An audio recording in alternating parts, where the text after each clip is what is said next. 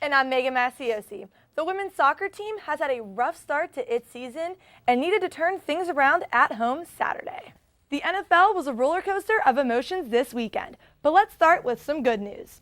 On Sunday, the Indianapolis Colts retired Peyton Manning's famous number 18 jersey and inducted him into their Ring of Honor. Per ESPN, Manning was the first overall pick in the 1998 NFL Draft, and he would go on to lead the Colts to 11 playoff runs, 2 Super Bowl games, and collect 5 MVP awards. Manning was released by the Colts in 2012 after missing all of the 2011 season with a neck injury. Manning was then signed by the Denver Broncos, and he would go on to win Super Bowl 50. He re-signed with the Colts the following year for a one-day contract to officially retire as a Colt. Sunday's ceremony also had a few of Manning's teammates, like center Jeff Saturday and wide receivers Reggie Wayne and Marvin Harrison. Well, you guys are definitely want to get your winter coats out because it is not going to warm up anytime soon. Today, our high is 34, which is really chilly, so make sure you grab your winter coat. This weekend's not going to be much better as we're only going to get up to the upper 40s, which is still kind of cooler for this time of year. And later throughout the week, we're still going to be in the high 40s, a little bit of sun on Tuesday. In that Penn State Great Allegheny game, Point Park went 1-8 on their free throws. I mean, how do they improve their free throw? I mean, obviously through practice, but how can they improve that? Because that's free points they're giving away that could have made a difference in this game. I know you have the Super Bowl slump, so I'm not going to say the Atlanta Falcons, even though they have been disappointing this year. I'm going to go with the New York Giants because they added Brandon Marshall this year. They had Sterling Shepard and OBJ.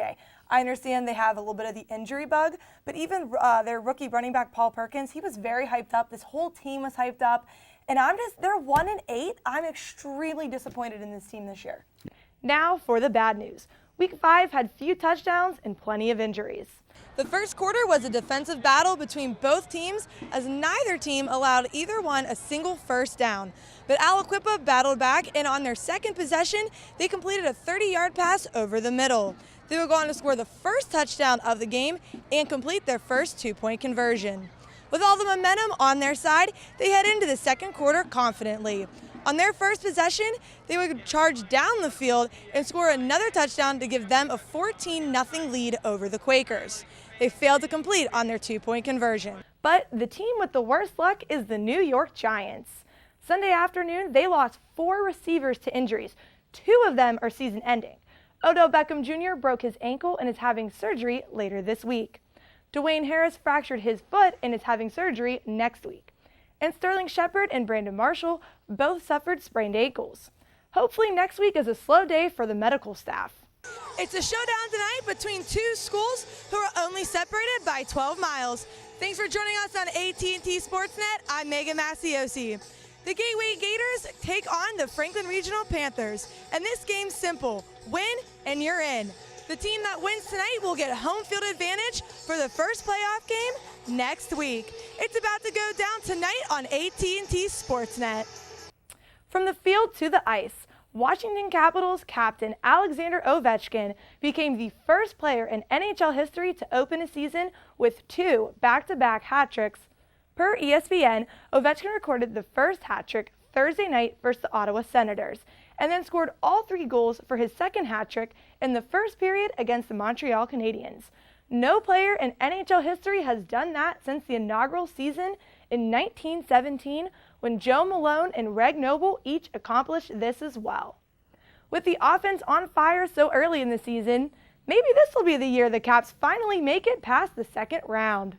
Thanks, guys. Well, this weekend's going to be a little warmer than normal. We're looking at right now high 60s and even 70 degrees on Sunday. So after these 30s this week, this is going to feel really nice. But starting on Monday, we're going to head right back down. We'll be in the high to low 60s. And then on Tuesday and Wednesday, it's going to be low 50s, high 40s, a little bit of rain, a little bit of sunshine.